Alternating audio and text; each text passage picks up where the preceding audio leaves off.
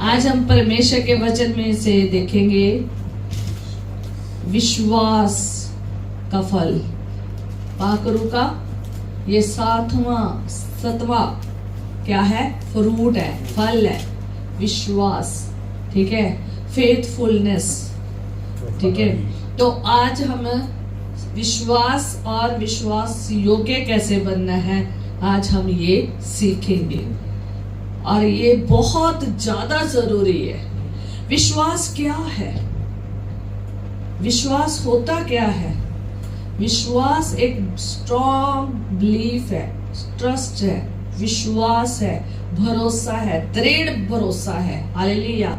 और विश्वास कहते किसे है? वो एक ऐसा भरोसा है, ऐसा दृढ़ भरोसा है कि जो कभी टूट नहीं सकता, जो कभी टूट नहीं सकता, जिसमें कोई शक की संभावना ही नहीं है, जिसमें संदेह ही नहीं है, जिसमें संदेह का एक छोटा सा भी बिंदु नहीं है, उसको क्या कहते हैं? विश्वास। ठीक है।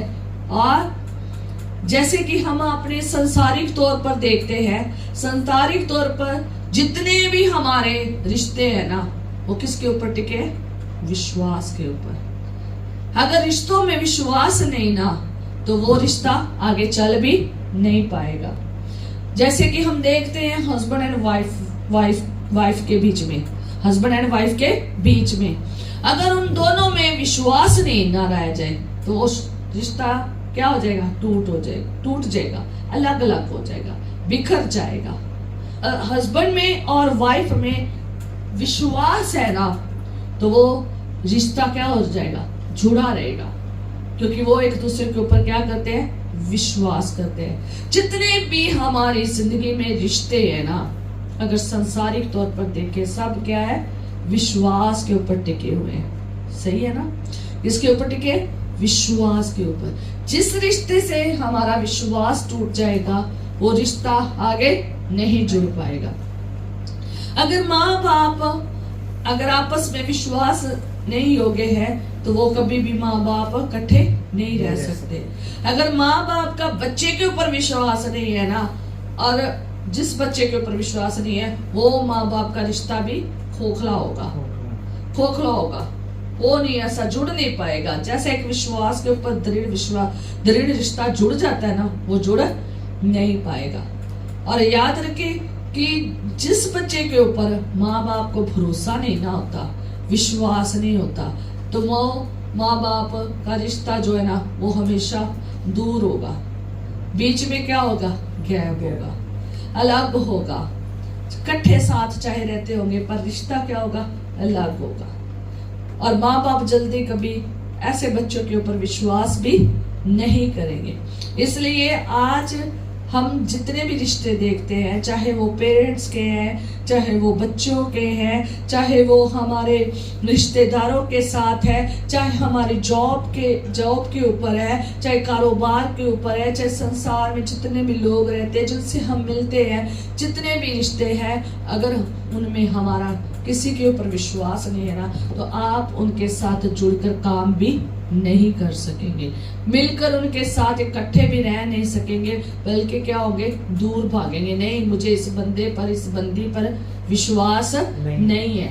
ठीक है, तो इसलिए जितने रिश्ते हैं वो अगर टिके हैं, तो वो किसके ऊपर टिके हैं? विश्वास के ऊपर। और जिसमें विश्वास नहीं है, वो जिस रिश्ते में विश्वास नहीं है, वो आगे चल भी नहीं पाएगा, वो टूट जाएगा, बिखर जाएगा और फिर कभी जुड़ नहीं पाएगा।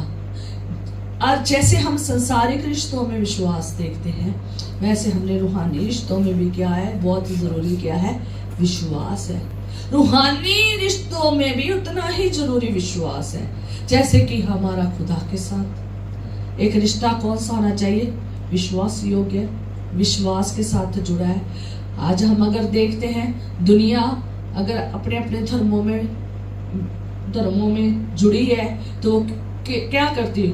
अपने धर्मों के उन गुरुओं के ऊपर क्या करती है? विश्वास करती है। जैसे कि हम अपने खुदा के ऊपर, यहोवा बाप के ऊपर, यीशु नासरी के ऊपर, पाक रूह के ऊपर क्या करते हैं? विश्वास करते हैं। अगर हमारा रिश्ता यीशु के साथ जुड़ा है तो वो किसके ऊपर जुड़ा है? विश्वास पे। और जिनका विश्वास नहीं है वो आज आपको मसीह में दिखेंगे भी नहीं। वो कहाँ होंगे? बाहर अपने ही चीजों में जिधर उनका विश्वास है उधर कोई वो क्या होंगे? जुड़े होंगे। हमारा खुदा के साथ रिश्ता है, हम अपने परमेश्वर पर विश्वास करते हैं, इसलिए हमारा रिश्ता परमेश्वर के साथ है। हम इसलिए क्या है? जुड़े हुए हैं। अगर हमारा परमेश्वर के साथ रिश्ता जो जुड़े है ना, तो हमारा साथ में दूसरा रिश्ता मसीह लोगों के साथ भी होता है, जो हम एक दूसरे के साथ विश्वास योग्य क्या करते हैं? जोड़ के रखते हैं। अगर जिस कलीसिया में एक दूसरे के ऊपर विश्वास नहीं है ना, वो भी कलीसिया क्या हो जाती है? बिखर जाती है। अगर आपका मेरे ऊपर विश्वास नहीं है, आपका मेरे साथ कभी रिश्ता नहीं जुड़ेगा। आप कहेंगे मुझे इसके ऊपर विश्वास नहीं है कि ये मेरे लिए क्या करेगा? दुआ करेगा, मेरे लिए प्रार्थना करेगा, मेरी तंगी में, मेरी मुसीबत में मेरे लिए बैठकर घुटनों के बाल होकर दुआ करेगा, मेरी मदद के लिए मेरे साथ होगा, है ना? कभी नहीं आप मेरे पे विश्वास करेंगे। अगर मैं हूं तो मैं क्या करूंगी?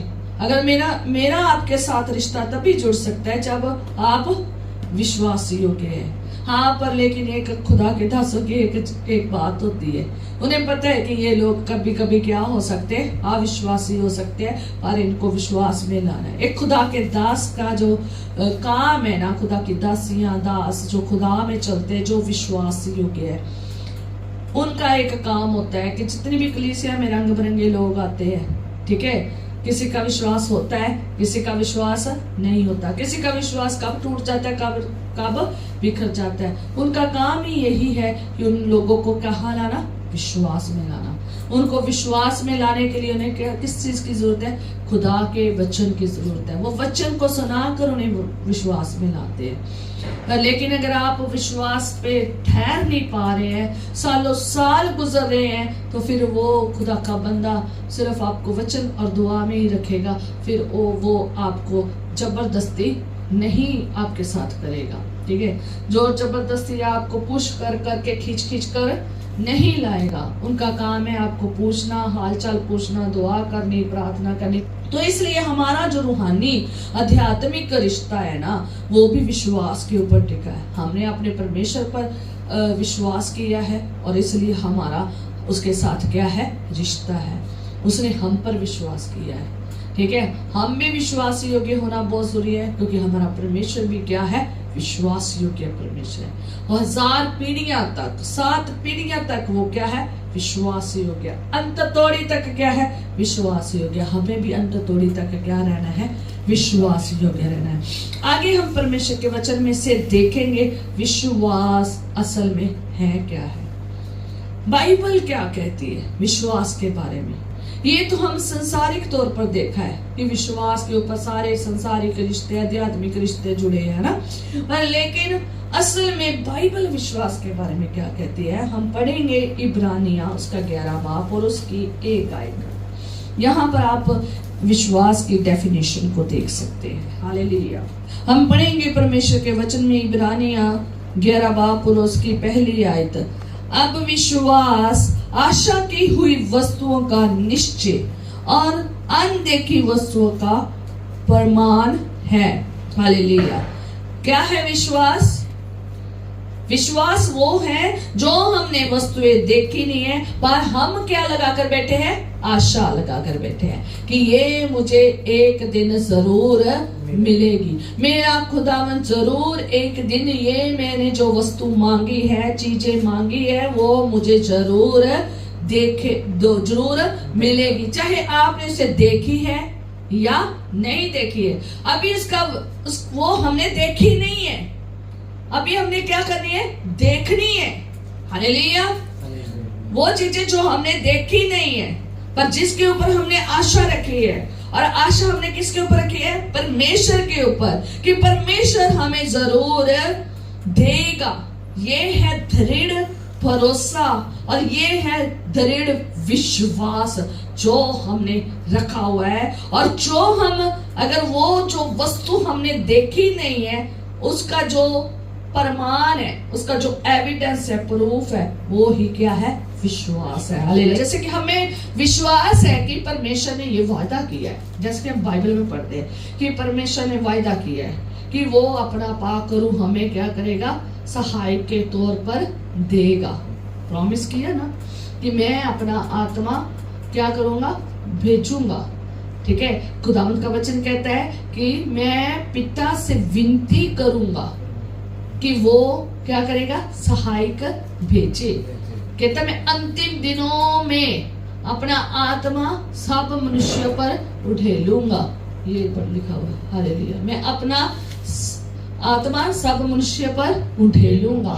तो जैसे खुदावंद यीशु नासरी ने सहायक देने का वायदा किया है कि मैं पिता से विनती करूंगा, किसके लिए? पाखरू के लिए, कि वो सहायक के लिए वो भेजेगा। तो वो सहायता हमें विश्वास है और हम विश्वास करके क्या बैठ जाते हैं? प्रार्थना में बैठ जाते हैं। और दृढ़ भरोसा किसके ऊपर करते हैं? खुदा के ऊपर। हमने पाखरू को देखा नहीं, पर हमारा भरोसा किसके ऊपर है? खुदा के ऊपर। और हम भरोसा करके बैठे हैं कि उसने वायदा किया वो जरूर हमें पाखरू देगा। और वो जो भविष्य में देखी गई चीज अभी मिली नहीं है, अभी मिलनी क्या है? बाकी है। विश्वास रख के वो भविष्य में देखी गई चीजों का परिणाम ही, एविडेंस ही क्या है? विश्वास है। हालेलुया। और जैसे कि कुछ चीजें पर हम दृढ़ विश्वास करते हैं कि ये अस्तित्व में है ही है। हालेलुया। ये इसका प्रूफ है ही है, एविडेंस है ही है, ये अस्तित्व में है ही है। जैसे कि खुदा, किसी ने खुदा को नहीं देखा, पर हम क्या कहते हैं? खुदा है, रब है। सारी दुनिया कहती है ना, हम भी कहते हैं खुदा है, पर लेकिन खुदा को किसी ने देखा नहीं है। पर लेकिन हम कहते हैं नहीं, खुदा है, वो करेगा, वो करेगा, ये करेगा, वो करेगा। और खुदावंद क्या करता है? फिर करता है। हालेलुया। कि हाँ, दूसरा एक और कहना चाहती हूँ। जैसे लोग कहते हैं कि स्वर्ग भी है और नरक भी है। कहते हैं ना, सारी दुनिया एक बात क्या कहती है? स्वर्ग भी है और नरक भी है। पर स्वर्ग किसी ने देखा नहीं है, नरक किसी ने देखा? क्योंकि मरे नहीं है। मरेंगे तो देखेंगे, या फिर खुदावंद कोई दर्शन दिखा दे तो देखेंगे ना। पर लेकिन आम अगर देखा जाए तो किसी ने स्वर्ग को नहीं देखा, किसी ने नरक को नहीं देखा। पर लोगों को पता है कि मरने के बाद कहाँ जाना है? स्वर्ग में जाना है, नरक में जाना है। हमारी बाइबल कहती है स्वर्ग के बारे में, हमारी बाइबल कहती है नरक के बारे में, बहुत सारी चीजें बताती है। इसलिए हम क्या करते हैं? विश्वास करते हैं। देखी नहीं है, हमने नरक देखा नहीं है, हमने स्वर्ग नहीं देखा, पर हम विश्वास के साथ वो अनदेखी वस्तुओं को के ऊपर क्या किया हुआ है? विश्वास किया। वो अनदेखे स्थान पर विश्वास किया है कि एक दिन जरूर हम कहाँ जाएंगे? स्वर्ग में जाएंगे। और जाएंगे, वो ही हमें एविडेंस दिखेगा, प्रूफ। वो क्या है? प्रमाण है, वो है प्रमाण। हालेलुया। विश्वास के साथ जीने का क्या अर्थ है, ये देखेंगे। विश्वास पर काम करना जैसे कि देना, जैसे कि देना कि बिना ये जाने कि आप अपने समाधानों की पूर्ति कैसे करोगे। जैसे कि किसी ने कुछ दे दिया, किसी की हेल्प कर दी। जब मान लो मैंने इसकी हेल्प कर दी, मैंने इसको 2000 रुपया दे दिया, पर मेरे पास क्या था? 2000 ही था।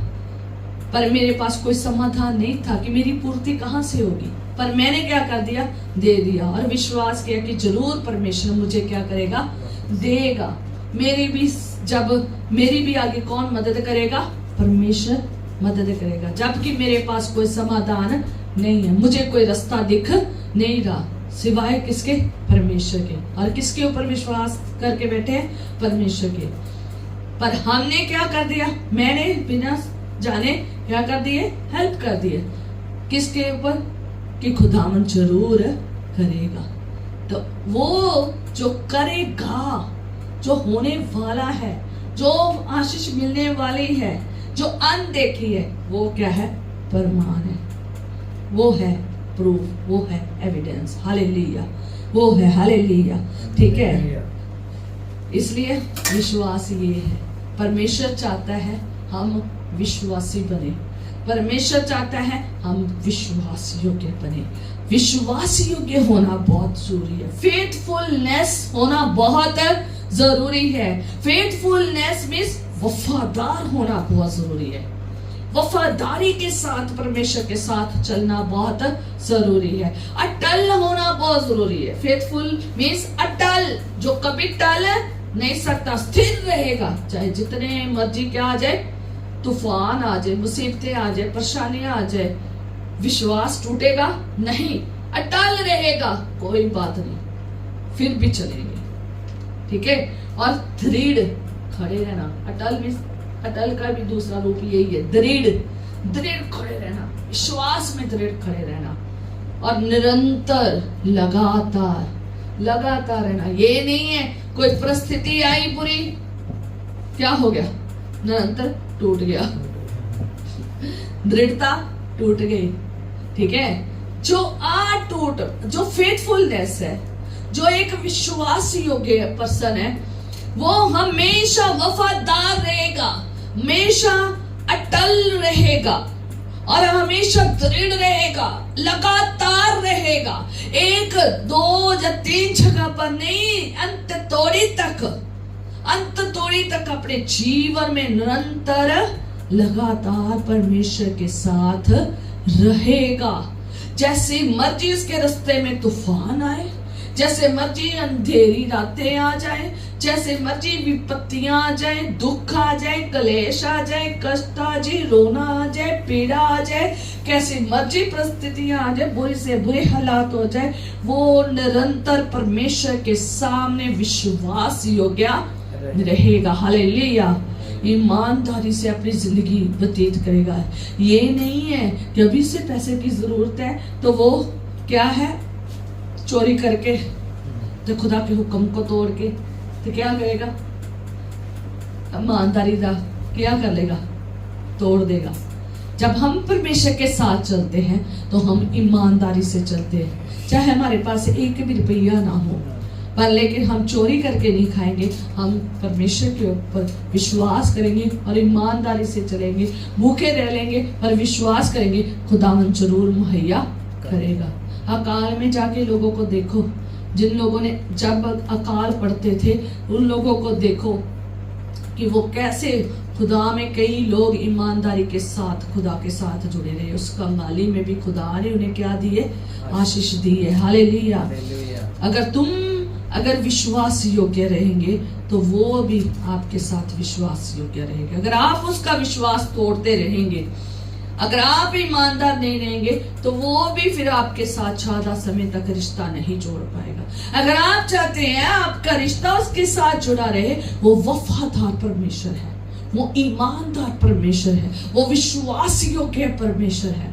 वो चाहता है तुम भी विश्वास योग्य, और वो भी निरंतर तुम्हारे साथ जुड़ा रहता। परमेश्वर चाहता तुम भी निरंतर उसके साथ जुड़े रहो। ये नहीं है कि जब तंगी आ गई तुम छोड़कर चले गए, और जब तंगी नहीं आई तो तुम उसके साथ जुड़े रहे। ये नहीं है, जब तंगी आई तो भी उसके साथ रहना है, जब तंगी नहीं भी है तो भी साथ रहना है। हालेलुया।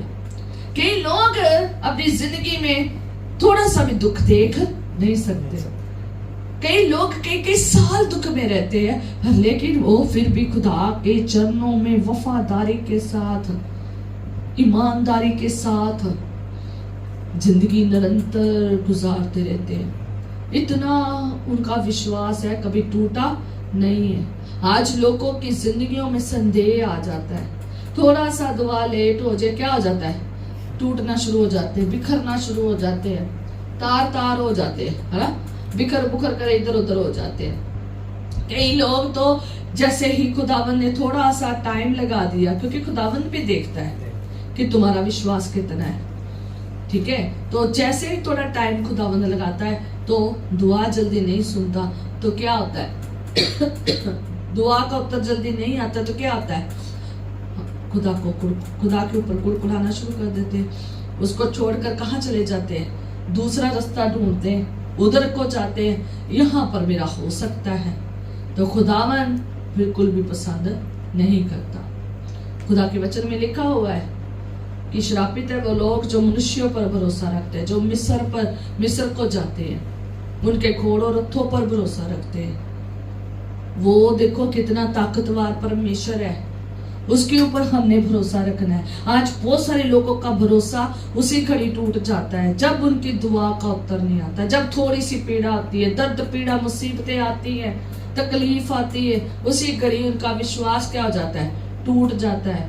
और अगर कई लोग ऐसे हैं विश्वास में को होते भी हैं पर लेकिन फिर भी संदेह रखते हैं, होगा या नहीं होगा, होगा या नहीं होगा। खुदावंद का वचन कहता है वो समुद्र की लहरों के समान है जो उछलती रहती है, उनमें यही उछलता रहता, होगा क्या नहीं होगा, पता नहीं होगा कि नहीं होगा, पता नहीं आगे जिंदगी सुधरेगी कि नहीं सुधरेगी, आगे पता नहीं मेरा काम बनेगा कि नहीं बनेगा, ये तो बहुत टाइम लग रहा है, ये हो रहा है। और जितना जितना टाइम लगे जाएगा उतना टूटते जाएंगे, उतना बिखरते जाएंगे, उतना दूर दूर परमेश्वर से होते जाएंगे। विश्वास आपको परमेश्वर के साथ जोड़ता है।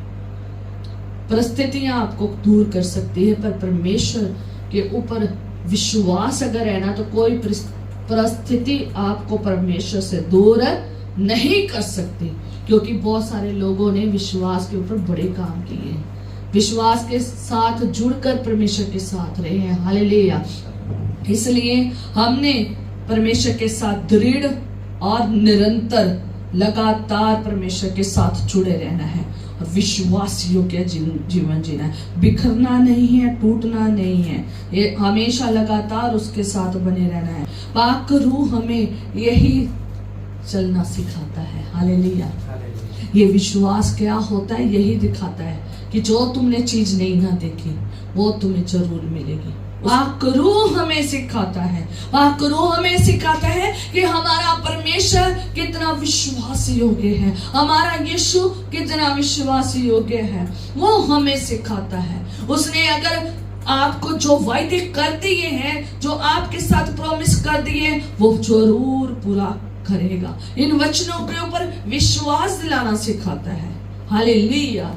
पाक रूह मदद करता है, वो हमारा सहायक है, वो हमें विश्वासी बनाता है, वो हमें वफादार बनाता है। क्योंकि जब हम संसार में थे तो संसार में रहकर हमने क्या देखा था कि हर एक रिश्ते जो है ना वो टूटे से है, बिखरे से है, तबाह से है।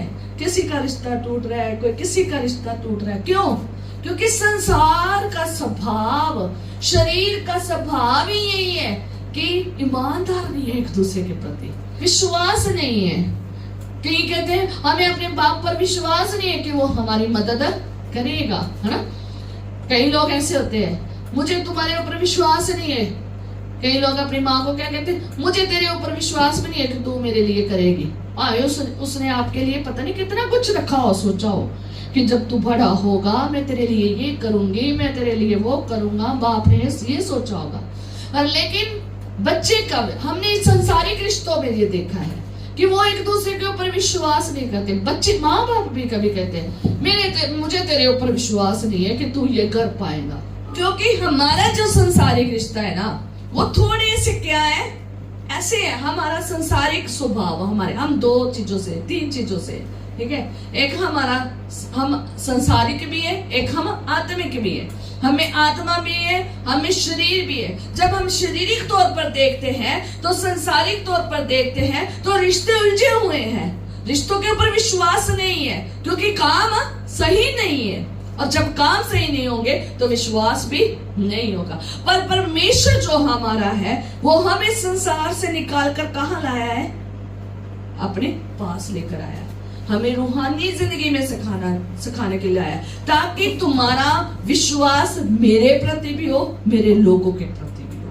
Hallelujah, hallelujah. संसारिक रिश्ते विश्वास तोड़ते हैं, संसारिक रिश्ते विश्वास तोड़ते हैं। माँ बाप विश्वास तोड़ते हैं, बच्चे विश्वास तोड़ते हैं, जहां जॉब करते हैं वहां विश्वास तोड़ते हैं, जहां रिश्तेदार वहां विश्वास तोड़ते हैं, ठीक है। वायदे बहुत करते हैं, हम तुम्हारे लिए ये कर देंगे, वो कर देंगे, पर क्या हो जाते हैं वायदे भी कोई पूरा नहीं करता, तोड़ देते हैं, ठीक है। कई हस्बैंड वाइफ ने जब शादी की तो क्या किए थे, वायदे किए थे कि हम कभी भी रिश्ता नहीं तोड़ेंगे, मौत तक क्या मौत तक हम तेरे दुख सुख में क्या देंगे, साथ देंगे। पर लेकिन कुछ ही चंद सालों में दुख सुख सब ऐसा तबाह करते हैं। ਜਿਹੜੇ ਪਹਿਲੇ ਹੋ ਗਏ ਉਹ ਮੰਨਦੇ ਸੀ, ਹੁਣ ਕਿੱਥੇ, मन तो बिल्कुल भी नहीं, मन तो रिश्ते बिल्कुल नहीं, कोई पता नहीं किसका कब टूट जाए ना। मन से इतना ज्यादा मतलब रिश्तों में क्या आ गया, अविश्वासीपन आ गया। ठीक है, इसलिए आज देखते हैं ना कि रिश्ते क्या होते हैं, बड़े वायदे किए होते हैं खड़ खड़ के, हाँ भी ये करेंगे वो करेंगे, थोड़े दिन महीने साल देख लेना, फिर क्या हो जाएंगे, टूट जाएंगे रिश्ते। ठीक है, रिश्ते क्या हो जाएंगे, टूट जाएंगे और क्या हो जाएंगे, बिखर जाएंगे। हमारा खुदावन जो है ना, पाक खुदा है, वो हमें अपने पास इसलिए लाया है ताकि हम सांसारिक स्वभाव को छोड़कर, शारीरिक स्वभाव को छोड़कर कौन सा स्वभाव लाए, आत्मिक स्वभाव, ताकि तुम अपने रिश्तों में भी क्या हो, विश्वास योग्य, और मेरे साथ तो हो ही हो। खुदावन चाहता है कि तुम परमेश्वर के साथ विश्वास योग्य बनो। पाप करो, हमें यही स्वभाव को बदलता है, वो हमारा संसारिक स्वभाव बदलता है। हो सकता है हमने बड़े लोगों के साथ वायदे किए होंगे, तोड़े होंगे, पर लेकिन खुदावंद हमें सिखाता है कैसे वायदों का पक्का सच्चा बनना है। Hallelujah, hallelujah. इसलिए परमेश्वर पाक रो जो है वो हमें विश्वास योग्य बनाता है, वो हमें वायदों को कैसे पूरा करना है वो हमें सिखाता है, और हमें विश्वास योग्य के साथ साथ हमें परमेश्वर के साथ कैसे विश्वास योग्य रिश्ता जोड़ के रखना है वो हमें सिखाता है। और हम सीखेंगे इब्रानियों उसके 11 उसके 6 में लिखा है कि विश्वास बिना उसे प्रसन्न करना अनहोना है। इसी इब्रानियां ही निकाले रखना। हालेलुया।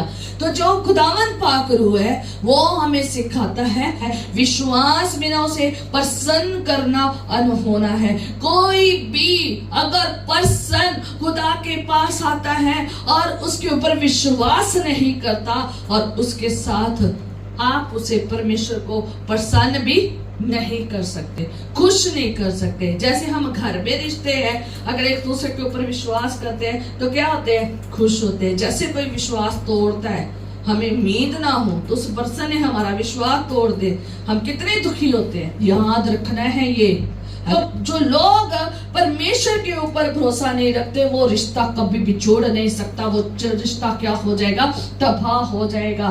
जो लोग परमेश्वर की घोषणाओं के ऊपर, प्रतिज्ञाओं के ऊपर, प्रतिज्ञा मीन्स वादों और प्रॉमिस के ऊपर भरोसा नहीं रखते, सच्चाई के ऊपर नहीं भरोसा रखते, संदेह रखते हैं, शक करते हैं, परमेश्वर उनसे प्रसन्न नहीं है। ये परमेश्वर का वचन वायदों से भरा हुआ है, प्रॉमिस से भरा हुआ है। अगर आप इस वचन के ऊपर भरोसा नहीं न रखते तो आप परमेश्वर को खुश नहीं कर सकते। और देखेंगे कि कैसे बहुत सारे लोग हैं जिन्होंने परमेश्वर के साथ रिश्ता जोड़ा है और वो उन्होंने परमेश्वर को प्रसन्न किया है और वो विश्वास योग्य बने हैं, और उनका नाम यहाँ पर इसी हवाले में लिखा गया है, इसी हवाले में लिखा गया, क्योंकि वो विश्वास योग्य है। उनकी इतनी लंबी सूची बताई गई है, ये पूरा चैप्टर जाके घर जाके पढ़ना, सबने पढ़ना है घर जाकर कि ये चैप्टर पढ़ना क्यों वो विश्वास योग्य थे। और एक दो मैं पढ़ूंगी और उसके बाद हम आगे देखेंगे। विश्वास ही से हाबिल ने, 4th आयत में, विश्वास ही से हाबिल ने कैन से उत्तम बलिदान परमेश्वर के लिए चढ़ाया और उसी के द्वारा उसके धर्मी होने की गवाही भी दी गई, और क्योंकि परमेश्वर ने उसकी भेंटों के विषय में गवाही दी और उसके द्वारा वह मरने पर भी अब तक बातें करता है। हालेलुया। खुदावंद का वचन कहता है, कौन गवाही दे रहा है, हाबिल की, खुदा गवाही दे रहा है। ये हाबिल का नाम लिखा गया सबसे पहले विश्वास में, कि हाबिल ने जब परमेश्वर को भेंट चढ़ाई तो उसने क्या चढ़ाई थी, उत्तम। उसने स्पेशल उत्तम भेंट चढ़ाई थी। उसे पता था कि परमेश्वर मेरी उत्तम भेंट से क्या होगा, प्रसन्न होगा, जरूर प्रसन्न होगा। पर जो कैन है उसने उत्तम भेंट नहीं चढ़ाई थी। मैंने पिछली बार भी कहा था ना कि जो कैन था उसने उत्तम भेंट नहीं चढ़ाई थी। उसने क्या चढ़ाया था, कुछ के हिस्सा, क्योंकि उसे भरोसा नहीं था कि खुदावन प्रसन्न होगा या नहीं, बलिदान कबूल करेगा या नहीं, क्या अच्छा देने से उसे अच्छा लगेगा या नहीं। उसने उसकी परवाह नहीं की, पर इसने परवाह जरूर की। इसने जरूर ध्यान से रखा कि मैं विश्वास, हाबिल का ये विश्वास था कि मैं जरूर उसे उत्तम बलि चढ़ाऊंगा और वो ग्रहण करेगा। और ये काम कैन ने नहीं किया, जिसके वजह से उसकी दुआ, उसकी भेंट सुनी नहीं गई। अब परमेश्वर जो है ना, आज तक उसकी गवाही दे रहा है, उसके विषय में, उसकी भेंटों के विषय में गवाही दे रहा है। उसके मरने के बाद भी ये बातें आज तक हो रही है। हालेलुया।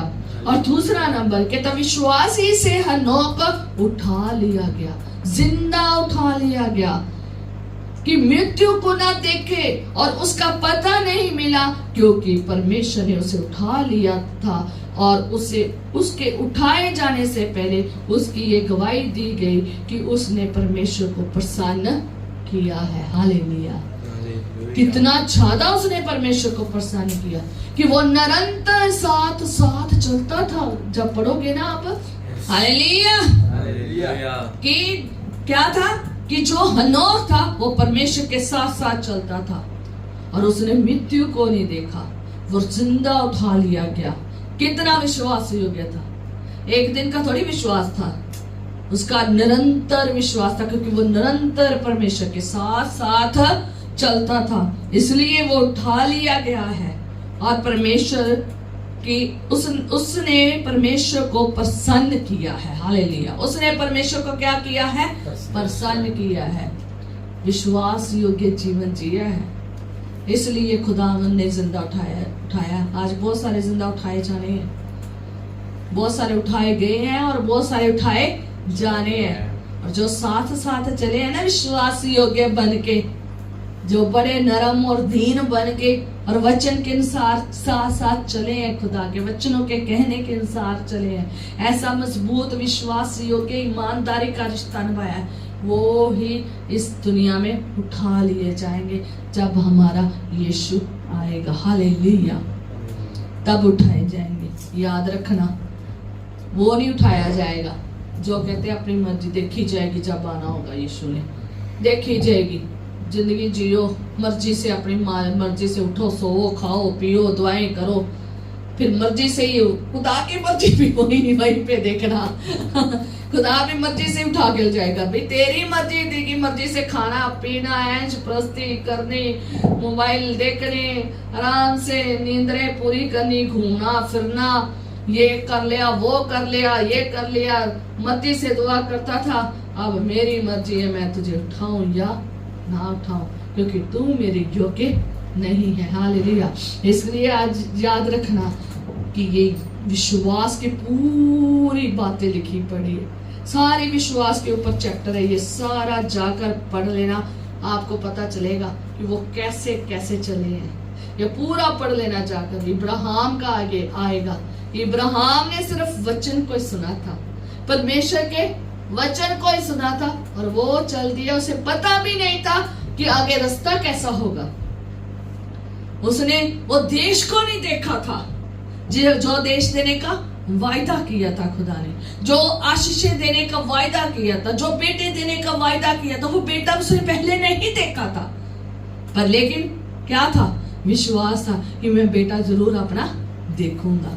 वो है प्रूफ, वो है प्रमाण, ये है जो हमने चीजें देखी नहीं ना, और हम विश्वास करके उसके वचन के अनुसार चल पड़े हैं, उसके वायदों के ऊपर भरोसा करते हैं, उसके वचन के, उसके प्रतिज्ञाओं के ऊपर भरोसा करते हैं, सारी बातों के ऊपर भरोसा करते हैं, और उसका एविडेंस हमें क्या करता है, दिखाता है। हालेलुया। विश्वास दिखाता है हमें कि ये है। हालेलुया। थोमा ने क्या किया था, देखकर विश्वास किया था। खुदा ने कहा धन्य है वे लोग जो बिना देखे विश्वास करते हैं। धन्य है वो लोग जिन्होंने बिना देखे विश्वास किया। हमने देखा नहीं है, और हमने किसके ऊपर विश्वास किया? खुदा के ऊपर, आकरू के ऊपर, यीशु मसीह के ऊपर, उसके लहू के ऊपर, कलाम के ऊपर हमने क्या किया? विश्वास किया। और विश्वास करके हम चल रहे हैं। हमने नहीं देखा, हम जरूर देखेंगे। जैसे इन्होंने नहीं देखा था, अब्राहम ने नहीं देखा था, पर उसने वचन सुना, चल दिया। उसे नहीं पता रास्ता कितना भयानक होगा, वो फिर भी चल दिया। हमें भी पता है मसीह रास्ता कितना आगे सकरा है और कितना मुश्किल है। हम क्या हो गए? चल पड़े। Hallelujah, hallelujah. कि अब्राहम ने फिर भी वो रास्ते पर चलता गया। किसके ऊपर विश्वास कर? खुदा के ऊपर। खुदा ने कहा मैं तुझे देश दूंगा, उसने फिर भी क्या किया? विश्वास किया। उसने, खुदा ने कहा मैं तुझे औलाद दूंगा, तेरी ऐसे ऐसे औलाद होगी, उसने फिर भी क्या किया? विश्वास। और विश्वास का प्रमाण उसे मिला है। हालेलुया। हमें भी बहुत मिला है। इसलिए हम चाहता है कि हम एक विश्वास योग्य दास बने। और परमेश्वर के वचन में लिखा हुआ है, निकाल लीजिए मत्ती 24 उसका 45 आयत में लिखा है, हमें कैसा विश्वास योग्य बनना है, ये आज हम सीखेंगे। परमेश्वर के वचन में लिखा है, पर यीशु मसीह के मुख के शब्द हैं, लिखा है 48 आयत से, अतः वह विश्वास योग्य और ईमानदार दास कौन है जिसे स्वामी ने अपने नौकर चाकरों पर सरदार ठहराया कि समय पर उन्हें भोजन दे। धन्य है वह दास जिसे उसका स्वामी आकर ऐसा ही करते पाए। मैं तुमसे सच कहता हूँ, मैं उसे अपनी सारी संपत्ति पर अधिकारी ठहराएगा। परंतु यदि वह दुष्ट दास सोचने लगे कि मेरे स्वामी के आने में देर है और अपने साथी दासों को पीटने लगे और पेकड़ के साथ खाए पिए, तो उस दास का स्वामी ऐसे दिन आएंगे जब वह उसकी भाट ना जोता हो और ऐसी खड़ी जिसे वह ना जानता हो, जब वह उसे भारी ताड़ना देगा और उसका भाग कपटियों के साथ ठहराएगा, वह रोना और दांतों का पीसना होगा। हालेलुया। प्रभु यीशु मसीह ने 2 दासों की क्या दी है? दृष्टांत दिया है। 2 दासों का क्या दिया है? दृष्टांत दिया है। एक वो दृष्टांत, एक वो बात बताई है कि एक विश्वास योग्य और दूसरा दुष्ट। ठीक है, एक विश्वास योग्य दास है और दूसरा कौन सा दास है? दुष्ट दास है। और यीशु मसीह ने दृष्टांत में कहा कि वह विश्वास योग्य और बुद्धिमान दास कौन है? कौन सा? विश्वास योग्य और बुद्धिमान दास कौन है? जितने भी उसके नौकर चाकर थे, उसके बहुत, स्वामी कौन है? ये स्वामी किसको दर्शाता है? हमारे परमेश्वर को दर्शाता है। ये नौकर चाकर कौन है? ये नौकर चाकर जो है, ये खुदा के लोग है। ये सारे खुदा की मंडली है, ये खुदा के लोग है। सारे नौकर चाकर उसके क्या है? लोग है, उसने काम के लिए ठहराए हैं। पर लेकिन ये सरदार कौन है? ये सरदार वो है जो सेवकाई करते हैं, जो सरदारी करते हैं, जो अगुआ का काम करते हैं, जो अपने साथ वाले भाइयों की क्या करते हैं? तो उनकी सेवा करते हैं, उनकी ख्याल रखते हैं, उनका ध्यान रखते हैं, उनकी सेवा के लिए ठहराए गए हैं। और अगर कोई धन्य दास है, धन्य दास के बारे में कहा गया है, जो विश्वास योग्य है, जो बुद्धिमान दास है, अगर वो ऐसा ही करते देखा जाए, ऐसा ही करते देखा जाए जैसा किसने कहा है? स्वामी ने कहा है। और जो ऑर्डर स्वामी देकर गया है, उसने नौकर चाकरों के साथ वैसा ही ध्यान रखा, उनके खाने का, पीने का, पहनने का, सारी सेवा की। अगर वो ऐसा ही करता देखे तो कहता, मैं सच कहता हूँ कि वह उसे अपनी संपत्ति का क्या बनाएगा? अधिकारी ठहराएगा। हमारा खुदावन हमारा स्वामी है। उसने भी सरदारों को, अगुओं को खड़ा किया है कि नीचे जो उसके नौकर चाकर हैं, उनकी सरदारी दी है कि उन्हें टाइम पे क्या दे? भोजन दे, खुदा का क्या दे? वचन दे, वो कमजोर ना पड़े। वो बीमार ना पड़े, वो भूखे ना रह जाए, वो मर ना जाए। इसलिए खुदा ने अगुओं को खड़ा किया है इस काम के लिए कि वो समय समय पर उन्हें भोजन दे, जब बीमार पड़े उनकी सुधि ले, जब वो गिर गुर जाए, इधर उधर कुछ हो जाए तो उनका क्या करे, मल्लम पट्टी करे, उनको डांडस बांधे, ठीक है, उनकी मदद और सहायता करें, उनको समय में पानी दे, ठीक है, उनको पानी खुदावंत का जो आध्यात्मिक पानी है जो वो दें, ठीक है, आध्यात्मिक जो आत्मिक खुराक है वो क्या करे, पूरी करें।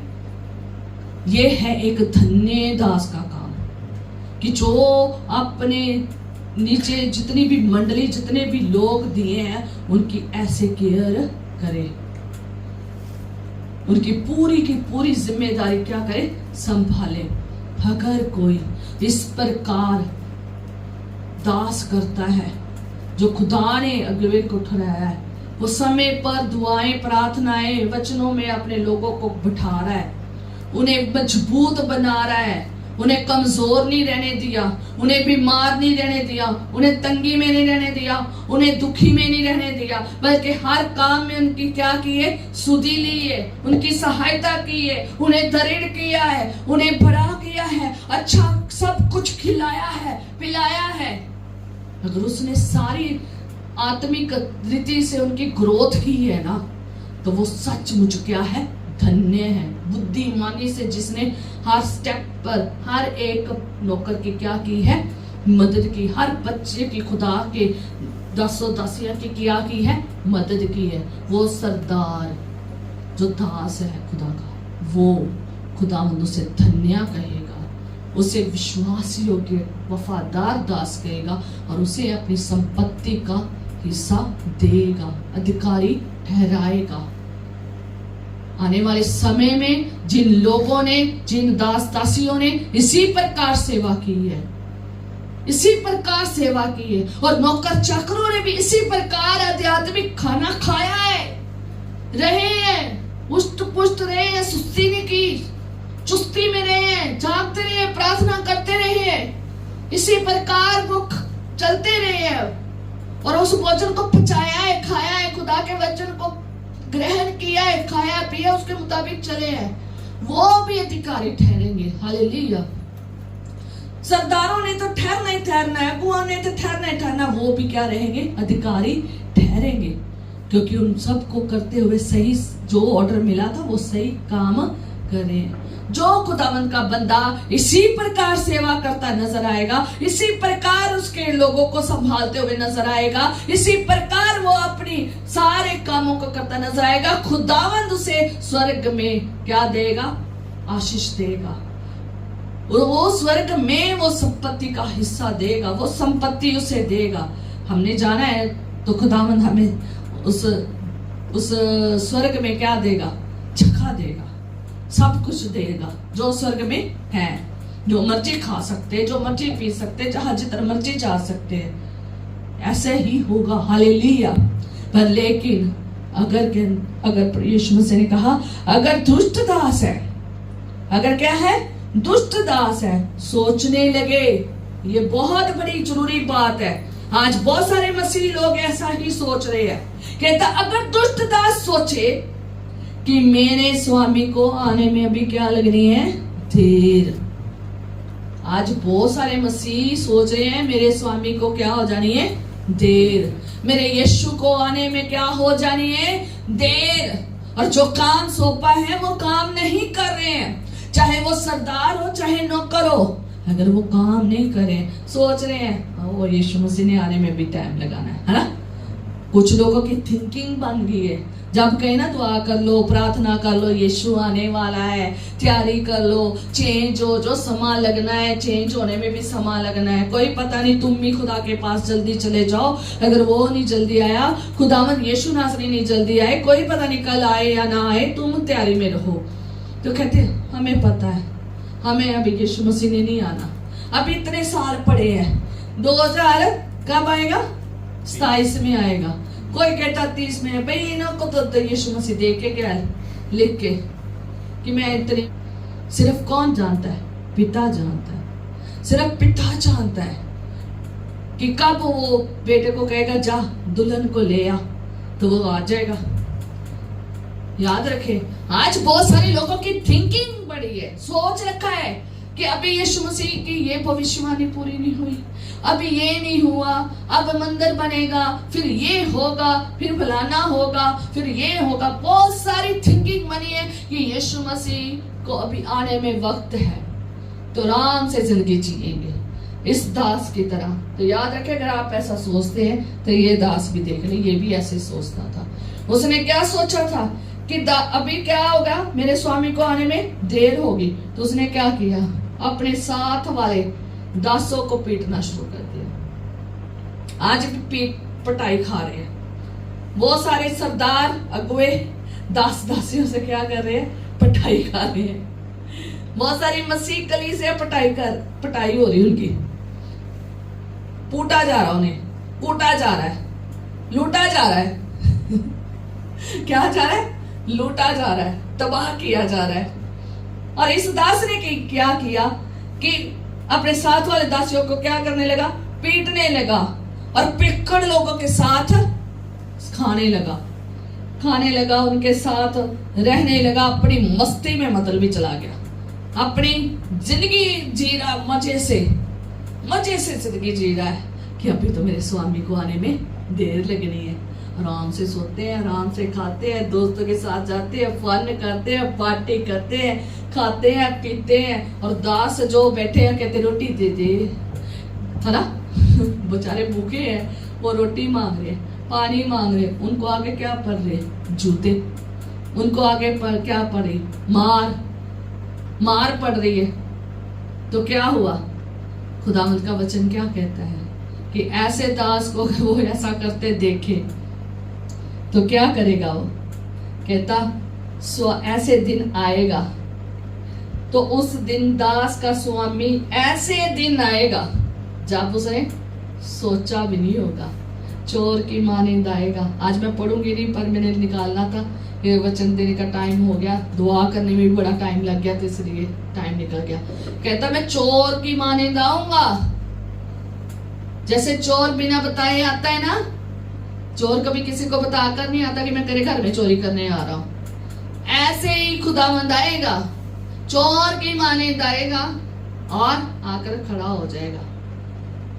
और ऐसे ही ये दास के वहां पर भी क्या है, ऐसे दिन स्वामी आएगा और उसकी बाट ना जोता हो, ऐसी घड़ी जिससे वह ना जानता हो, तब वह उसे भारी ताड़ना देगा। क्या मिलेगी, ताड़ना।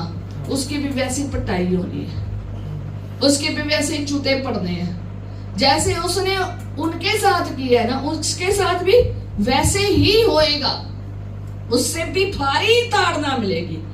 और क्या होगा, कहता उसका भाग कपटियों के साथ ठहराएगा, जो देखने में कहते हैं हम क्या हैं, अगुए हैं, काम तो करते हैं खुदा का, पर करते क्या है, अपनी इच्छा के मुताबिक, अपनी मर्जी के मुताबिक। पढ़ लेना जाकर मत्ती उसकी 6 बाप में जाके पढ़ लेना कि खुदावंद कपटियों के बारे में कैसे कहता है। वो प्रार्थनाएं करते हैं, वो सब कुछ करते हैं, वो पर दान देते हैं, हर काम करते हैं, किसके समान, कपटियों के समान, अपनी इच्छा से। परमेश्वर की इच्छा है या नहीं वो नहीं, परमेश्वर की तो इच्छा थी क्या, दास को सरदार ठहराया था, इच्छा थी कि वो इनके ऊपर क्या करे, सरदारी करे, वो इनकी केयर करे, इन्हें टाइम पे भोजन दे, इनकी रखवाली करे, इनकी जानों की रखवाली करे। पर लेकिन दुष्ट दास ने क्या किया,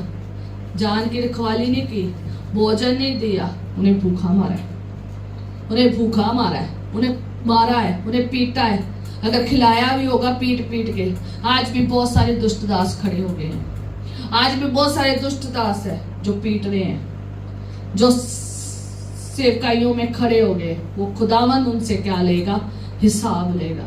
अगर हमारी कलीसियाओं में अगर सरदार ऐसे खड़े हो गए, अगुवे ऐसे खड़े हो गए हैं जो दुष्ट की तरह सेवकाई कर रहे हैं और सोच रहे हैं कि अभी कोई पता नहीं खुदावन ने कब आना है, आराम से अपनी जिंदगी जिए, शराबें पिए, बीड़ियां पिए, सिगरेट पिए, गंदे काम करे, सारे जहान के शैतानी काम करे, और जो खुदा ने सेवकाई ठहराई है, जो लोग खुदा ने दिए हैं, उनको पीटा जा रहा है, कूटा जा रहा है, लूटा जा रहा है और उनके साथ गलत व्यवहार किया जा रहा है। मतलब कि उनके साथ जैसा ध्यान रखना चाहिए था वैसा नहीं ध्यान रखा गया, उन्हें समय पे वचन नहीं सुनाया गया है, उनको समय पे नहीं खिलाया गया है, पाक रूह से उन्हें भरा नहीं किया गया है, उन्हें दुआया जीवन वचन जीवन में नहीं लगाया है, अगर उन्हें खुदा के वचन के मुताबिक चलना नहीं सिखाया है, उन्हें उनकी गोटी नहीं की है, उनको पानी नहीं दिया है, तो आने वाले समय में भारी भारी ताड़ना मिलेगी। वहां फेंकेगा जा रोना और दांतों का क्या है, पीसना है, कहा, नरक में। अब ये देखना है कि हमने कैसे चलना है, विश्वासियों के दास, बुद्धिमान दास के समान या निर्बुद्ध दास के समान, जो अविश्वासी था, जिसे विश्वास नहीं था कि अभी आएगा कि नहीं आएगा, पता नहीं कितना समय लगाएगा, मर्जी से चला है, पर मैं अपने स्वामी की इच्छा को पूरा नहीं किया है, पर स्वामी ने जो ऑर्डर दिया था उसको माना नहीं है। किसका ऑर्डर माना है? अपना खुद का, अपनी मर्जी। कपटी लोग अपनी मर्जी से चलते हैं, जो उनको भाता है, वो जो प्रार्थनाएं करेंगे, सब कुछ जो भी करेंगे वो कपटियों के समान करेंगे, दूसरों को दिखाने के लिए, बड़ी बड़ी दान देंगे दूसरों को दिखाने के लिए, सेवकाई करेंगे दूसरों को दिखाने के लिए, अपना आप गाएंगे, बजाएंगे, आराधना करेंगे दूसरों को दिखाने के लिए, दान दक्षिणा करेंगे दूसरों को दिखाने के लिए, हर चीज जो करेंगे वो दूसरों को दिखाने के लिए। खुदावंद कहता वो अपना प्रतिफल पा चुके। मत्ती रसूल के अंजील में भी जाकर 6वें अध्याय में भी पढ़ लेना, कहता वो अपना दान, अपना प्रतिफल पा चुके हैं, प्रतिफल मिलने वाला है विश्वासी योग्य दास को भी, अविश्वासी दास को भी, धन्य दास को भी, और दूसरा कौन सा दास? दूसरा कौन सा दास? धन्य दास को भी और दुष्ट दास को भी। हालेलुया। ये सबको प्रतिफल मिलना है। आज ऐसे ही स्वामी की इच्छा पर कुछ लोग चल रहे हैं और कुछ लोग नहीं चल रहे, कुछ लोग पूरी सेवा कर रहे हैं, कुछ लोग पूरी सेवा नहीं कर रहे हैं। याद रखिए, परमेश्वर चाहता है आप विश्वास योग्य और बुद्धिमान दास बने। जब खुदा की सेवा करें तो बुद्धिमानी से करें, जब खुदा की सेवा करें तो विश्वास योग्य से करें, जब खुदा की सेवा करें ईमानदारी से करें, बेईमानी से ना करें। बेईमान लोग खुदावन को पसंद नहीं है, ठीक है। निरंतर जो उसके सामने उपस्थित रहते हैं वो खुदावन को पसंद है, वो है विश्वासी योग। उसने निरंतर भोजन दिया, किनको? दासों को, अपने नीचे के दासों को निरंतर भोजन दिया, निरंतर सेवा की उनकी, निरंतर उनकी स्तुति ली, निरंतर डांडस बांधा, निरंतर उन्हें खुदावंद के हजूर में लेकर आया, निरंतर उन्हें प्रार्थना करते देखा, निरंतर उन्हें छाड़ते देखा। आप पढ़ सकते जाकर लूका रसूल की अंजील 21 उसकी 34 में खुदा ने कहा है सदा तैयार रहो, कहता जागते रहो, प्रार्थना करते रहो, ताकि यीशु के सामने तुम खड़े हो सको। जब वो अपने आगमन में आए तो तुम उसके साथ सामने खड़े हो सको। पता कौन खड़ा रह सकेगा? जो धन्य दास है, जो विश्वास योग्य है, जो ईमानदार है, जो निरंतर उसके सामने उपस्थित रहा है, जिसने सेवकाई की है तो ईमानदारी से की है, जो स्वामी ने ऑर्डर दिया है वो उसने क्या किया है? पूरा किया है। ये है विश्वास योग्य दास, ये है विश्वास योग्य सेवकाई। अब आप देखें, आप अपने आप को जांचें, अपने आप की पड़ताल करें कि मैं कैसा दास हूँ। कभी सोचा है मैं कैसा भला करने वाला हूँ, मैं कैसा प्रेम करने वाला हूँ, मैं कैसा हूँ, मैं खुदावंद के सामने कैसा दास हूँ? कभी सोचा है आपने? जाके सोचना आज।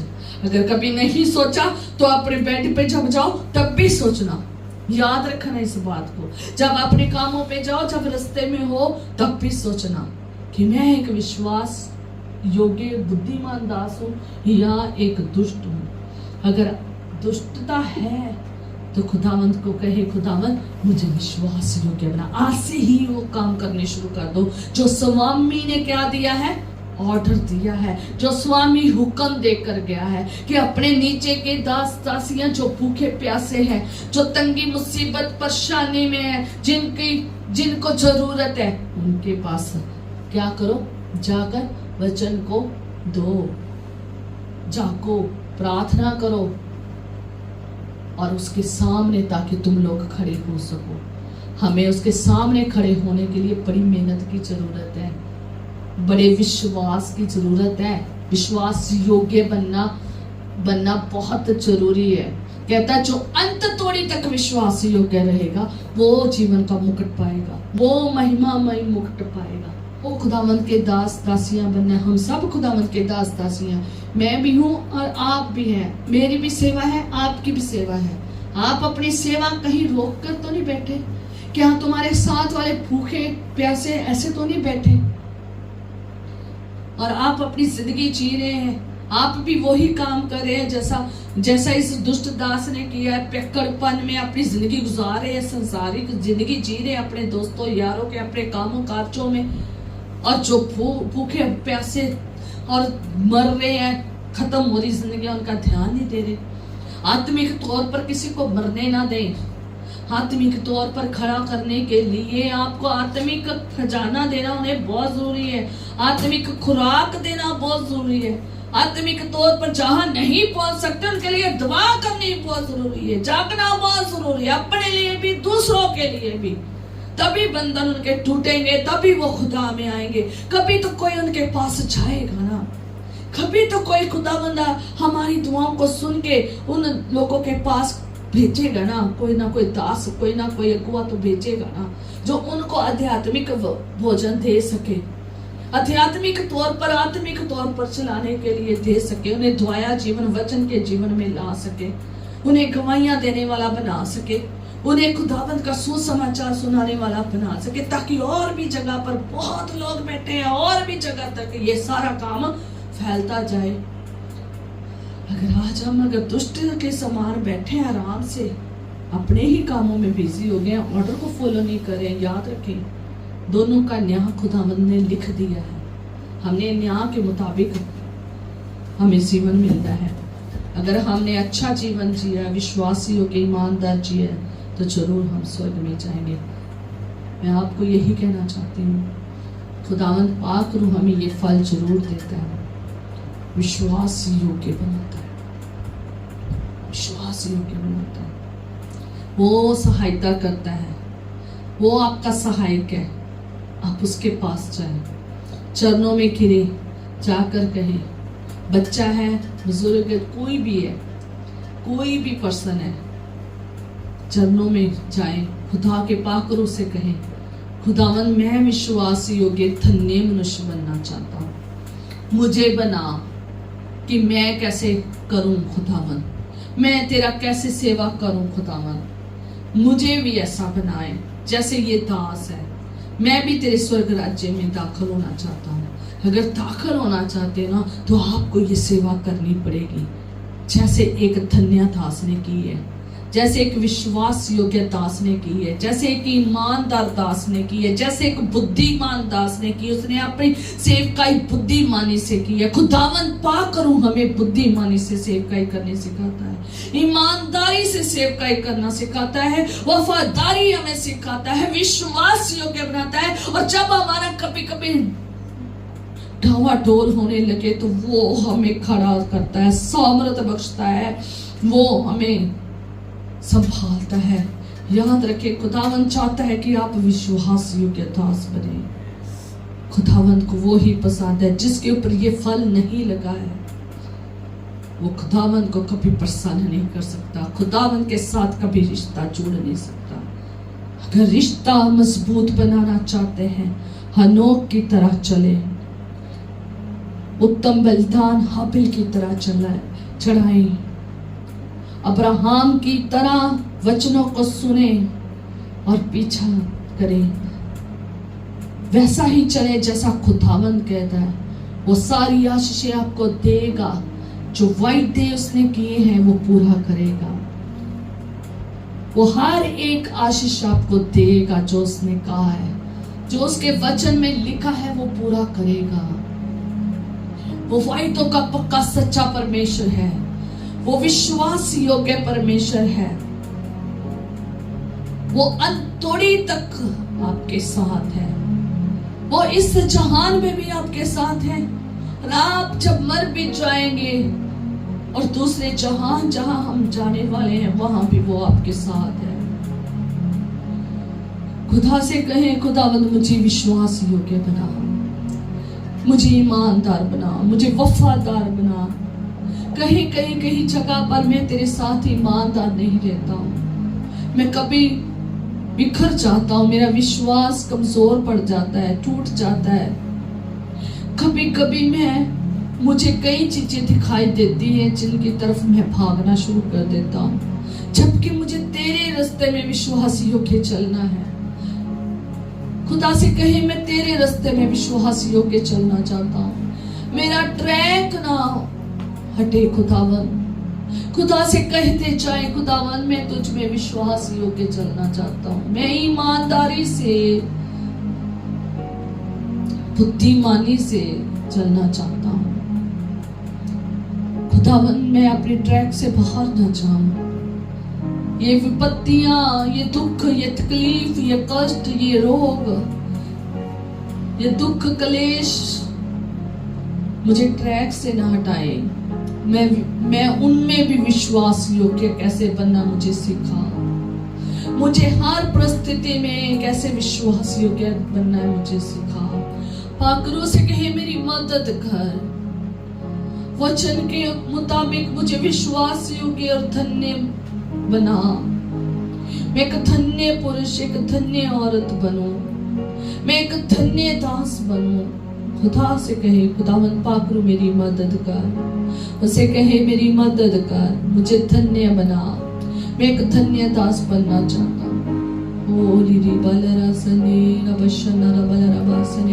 खुदावन मैं प्रार्थना करती, खुदावन जितने जन यहाँ पर बैठे हैं खुदावन, मैं अपने लिए भी इनके लिए भी प्रार्थना करती हूँ। खुदावन हमें विश्वास योग्य धन्य दास बना, और जो हमें काम सौंपा है खुदावन खुदा वो हम करने पाए। जो भोजन हमें खिलाने के लिए जो सेवकाई हमें दी है वो हम करने पाए। अगर हम में कोई अपनी सेवकाइयां नहीं कर पा रहा है तो तू अपनी सामर्थ्य को भेज ताकि वो सेवकाइयां कर सके। खुदावन तेरे हाथों में जिंदगियां देती हूँ।